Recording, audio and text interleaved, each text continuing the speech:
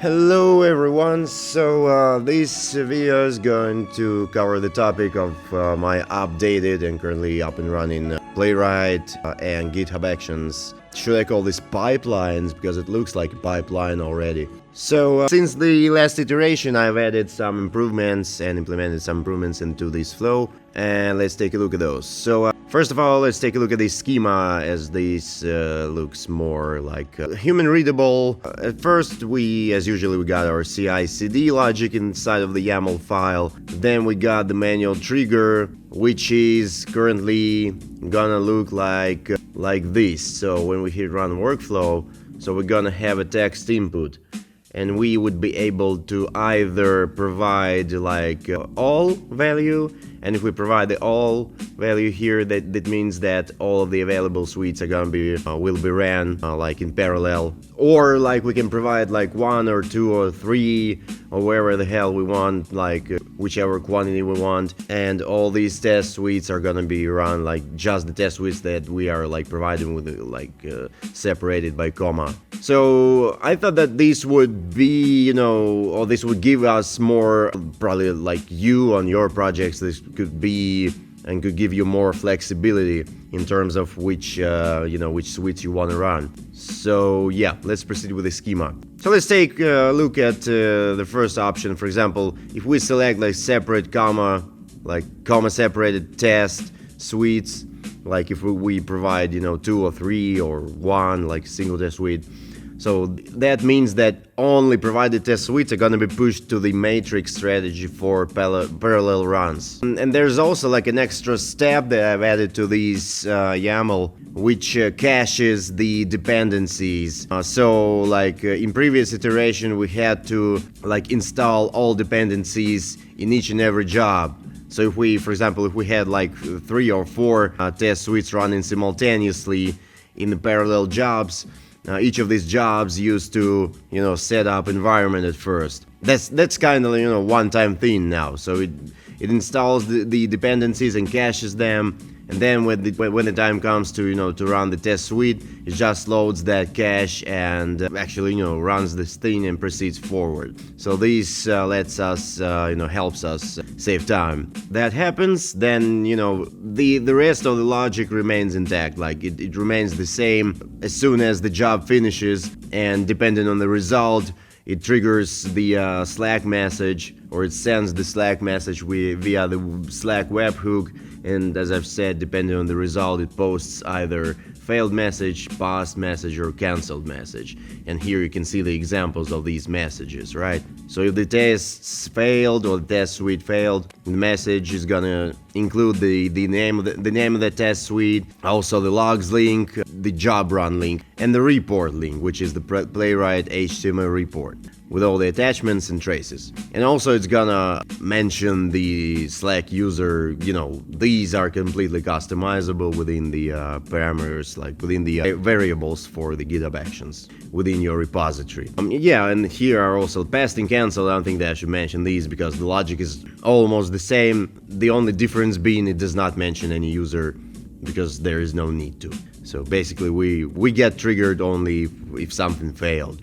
And that's our point of interest. And that was the first way of running this thing. And then we got the second way of running this thing is it's basically the same, just in a way that we provide the all test suite. We provide the all as an argument when we are triggering the GitHub workflow. And if the all suites are pushed to the matrix for parallel run, basically that means that all available test suites are pushed to this array. And once again, the dependencies are cached and all the jobs are triggered. So there's going to be as many jobs as there's the test suites that have been pushed to the matrix strategy array. And the rest of the logic also remains the same in this case. So the only main difference is basically the matrix suite consumption logic and the dependencies caching logic as well. Alright, so let us see how this thing works in the scenario where we select, or where we provide the all option right here, which is basically the default. So as you can see, the available test suites are here. That is for the users, or for you, for me, basically, so that you don't forget. Yeah, so let's trigger this flow with the all option. Here's our flow. Here's the set matrix job.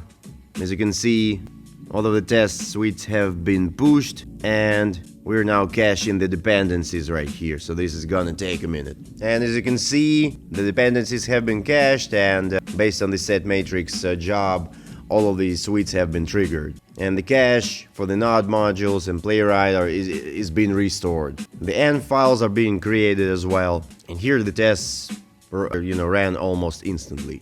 So this job has finished successfully. We can see it right here. There's another job that has finished just now, and then there's 2 jobs that are still running. So once again, if we click on the HTML report, we go to the report link. The link is correct, hosted on the GitHub pages. Okay, so we can see a couple jobs also failed here, and if we go to our logs in the Slack, we can see the correspondent messages for the failures, for the failed test suites. And if we go to one of the reports, we can see the logs with the screenshots, videos, and traces out here. So everything works perfect. And if we go to this one, we can also see this one. Yeah, the attachments are here, and the videos are not attached in this case because we are triggering like separate, 2 separate browser instances. So this is a Playwright native issue, still unresolved. But these cases are, pretty specific, if you ask me. So yeah, this architecture works as expected. Okay, and now let's try and run the same workflow, but with the different input data. Let's provide a couple test suites. So let it be the soft serve and let it be the blockchain.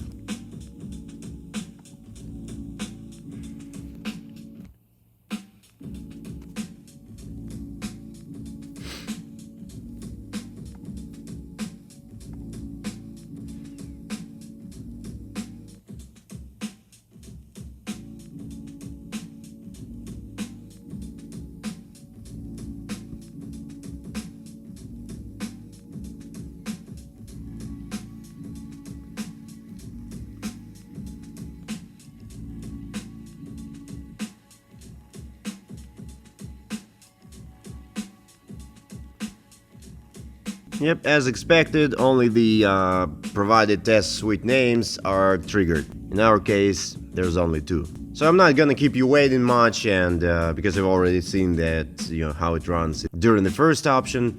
And yeah, let's jump into the YAML file and, run through it very quickly. So here is our trigger, which is the workflow dispatch, which you just saw in the UI. So I'm not gonna stop here much. It's required, it's got the default value and all that stuff. We got our environment section with all the variables, and then we got our jobs.